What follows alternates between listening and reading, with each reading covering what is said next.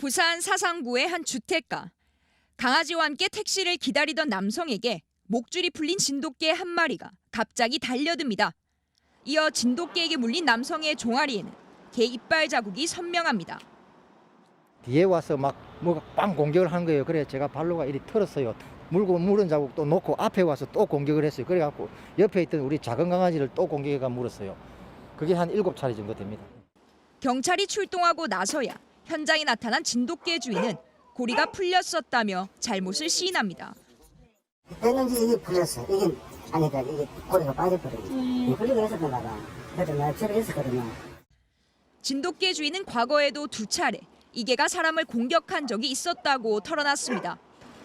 공격성이 있는 개인데도 현장에 목줄 이외엔 안전 울타리조차 없습니다. 유 씨는 사고 이후 집 밖을 못 나간다며 두려움을 호소합니다. 전문가들은 잇따른 개물림 사고에 동물보호법은 개정됐지만 아직은 미비하다고 지적합니다. 진돗개뿐만이 아니라 사람에게 상해를 입힌 전력이 있는 개는 명견이 아니더라도 입마개를 해야 되는 이런 법적 조치가 필요하다. 유 씨는 해당 견주를 과실치상 혐의로 경찰에 고발했습니다. MBC 뉴스 조민입니다. 지난 11일 울산의 한 아파트 단지에서 8살 초등학생이 혼자 떠돌던 개에게 목과 팔다리를 물려 심하게 다쳤습니다. 2달 전 충남 태안의 한 아파트 단지에서도 7살 난 아이와 엄마가 개 2마리에게 물려 얼굴을 크게 다쳤습니다. 2건의 사고 모두 현장에 견주가 없었습니다. 이런 상황을 맞닥뜨렸을 때 가장 중요한 건 개를 자극하지 않는 겁니다. 어쩔 수 없이 만나게 돼야 된다는 상황이 온다면 강아지를 직접 보지 말고 살짝 비스듬하게 행동은 크게 하지 않고 자연스럽게 지나가 주는 게 제일 좋습니다. 대부분의 개물림 사고는 이런 목줄이 없는 개에게 물리며 발생합니다. 해마다 2,000건 이상의 개물림 사고가 나는데 심각한 사고는 대부분 목줄을 하지 않는 등 견주의 통제가 없는 상황에서 일어납니다. 미국에서는 개물림법을 제정해 개가 목줄을 하지 않은 채 사람이나 동물을 물면 견주를 6개월 이하의 징역형에 처할 수 있습니다. 독일의 베를린과 함부르크 등에서는 견주 면허 시험을 통과해야만 반려견을 키울 수 있습니다. 아무나 살 수 있게 너무 쉽게 살 수 있게 되어 있는 경우들이 많거든요. 조금 더 허들을 만든다거나 시험을 본다거나 아니면 조금 더 조건을 강화한다거나. 반려동물 1,500만 시대, 견주가 사고 예방을 위한 무거운 책임감을 갖도록 제도적 뒷받침이 필요해 보입니다. MBC 뉴스 정인곤입니다. 산책에 나선 붉은 옷의 50대 여성. 잠시 뒤 다급하게 산을 내려오는 여성의 몸을 성인 덩치만한 개가 물고 늘어집니다.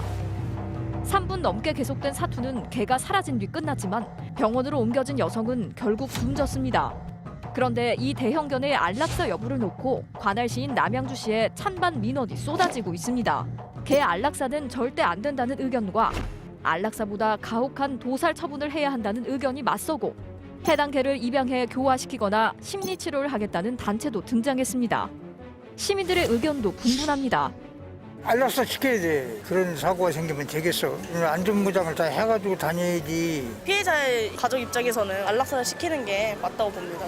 안락사까지는 아니다라고 생각을 하고 있거든요. 관리 부분이라든지 이런 것들에 조금 더 초점을 맞춰야지. 또 다른 피해자가 안 나오려면 안락사를 시키는 게 맞다고 보는데. 생명이 있는 건데 안락사는 저는 용이하지 않습니다. 전문가들 역시 의견이 갈립니다.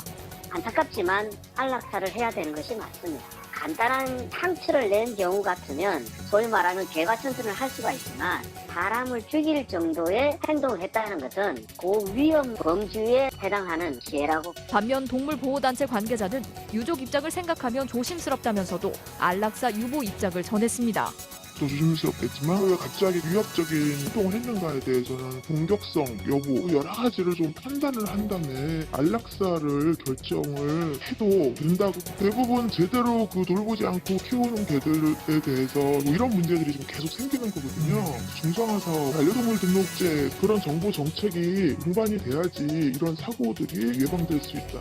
남양주시는 현재는 개 주인을 찾기 위한 수사에 집중하고 있다며 개 안락사 문제는 추후 논의에 들어갈 예정이라고 밝혔습니다. 오늘 이 뉴스였습니다. 피가 흘러내리는 발목, 뼈가 보일 정도로 깊게 패였습니다. 상처 부위를 8바늘이나 꼬매 2번에 걸쳐 수술을 받아야 했습니다.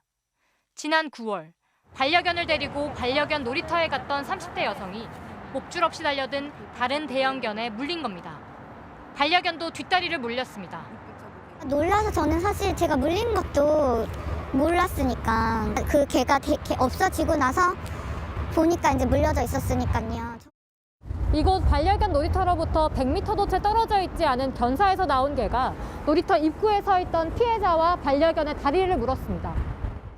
문제의 견사로 다가서자 커다란 개 5마리가 낯선 취재진을 보고 지저댑니다. 지금은 울타리 안에 목줄에 묶여 있지만 사고 전엔 울타리 밖에 풀어놓기도 했습니다. 아침에 오면 개 훈련 시킨다고 풀어놓고 저녁 때 풀어놓고 그래요. 그리고 요 공원에 오는 손님들이 요 겁이 나가도 못 들어가고. 개에 물렸을 때 제대로 보상받을 수 있게 지난 2월부터 맹견은 반드시 배상보험을 가입하도록 제도가 강화됐습니다. 그런데 현행 동물보호법상 맹견은 투견을 위해 개량된 품종인 도사견과 핏불테리어, 로트와일러 등 딱 5개 종뿐입니다. 이번에 여성을 문 개는 일반 잡종견이어서 맹견에 해당하지 않고 보험도 가입돼 있지 않습니다. 갔다 오시니까 거기서 애들하고 생활을 해요. 잘못은 내가 인정을 하는데요. 내가 사는 게 좀 힘들어요. 문제는 법상 맹견이 아니면 처벌 수위도 낮다는 것. 맹견 5종류는 사람을 물어 다치게 하면 동물보호법 위반으로 주인이 최고 징역 2년까지 처벌을 받을 수 있습니다. 하지만 그 외의 개들은 주인 없이 사람을 물었을 때 벌금 500만 원 이하의 처벌만 받습니다. 피해자는 아무런 데서 보상을 받지도 못하고 일상생활에 지장이 있고 이렇게 피해를 보는데 작년 한 해 개물림 사고는 2,100여 건. 하루 평균 6명 가까이 개에 물렸습니다. 극히 한정된 맹견 5종에 대해서만 엄격한 관리를 요구할 게 아니라 현실에 맞춰 관리 기준을 바꿔야 한다는 목소리도 나옵니다.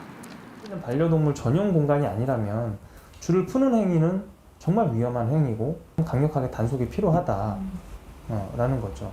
신고제, 신고보상제 이런 것들을 좀 도입을 해가지고 전문가들은 반려견 등록 비용을 지원해주거나 사회화 훈련을 의무화하는 것 같이 다른 대책들도 필요하다고 말합니다. MBC 뉴스 고재민입니다.